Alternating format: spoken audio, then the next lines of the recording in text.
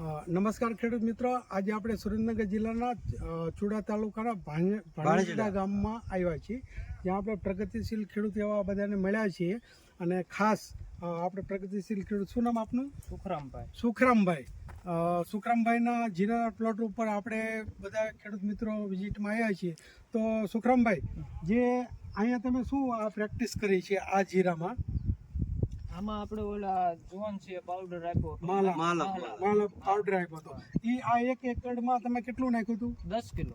બરોબર. આ 10 કિલો નાખ્યું, તમને શું ડિફરન્સ શું લાગ્યો? આમાં પીળાશ મારે હતી વહી ગઈ, પીળાશ વહી ગઈ છે, નવી ફૂટ આવી, નવી ફૂટી સારી છે.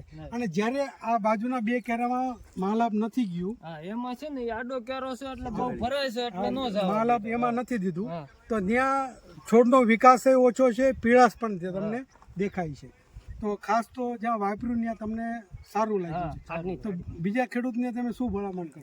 આ બધા વાપરે એમ હું ભલામણ કરું. બરાબર. એના કારણે ગ્રોથ વિકાસ સારો થાય છે, નવી ફૂટી સારી છે, અને પીળાશ મોટા ભાગની ક્લિયર થઈ ગઈ, છોડ લીલા થઈ ગયા. કેટલા દિવસ પહેલા આપણે આપ્યું હતું? આ 3-4 દિવસ પહેલા, 3-4 દી થયા આમાં આજે તારીખ થઈ 9/1/2024.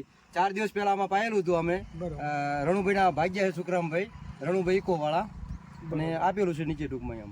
બરોબર. એટલે બધા મિત્રો ખાસ આ જોઈ અને તમે એગ્રોસેલનું માલાપ તમે 1 એકડે જ્યાં ફ્લડમાં જ આપણે જીરું કરીએ છીએ ત્યાં 1 એકડે 10 કિલો આપશો તો આ રિઝલ્ટ આપણા ખેતરમાં આપણે જોઈ શકીશું. અને નજીકમાં આપણે ચૂડા અને ચોકડી ચામુંડા એગ્રો માંથી આપણને મળી જશે.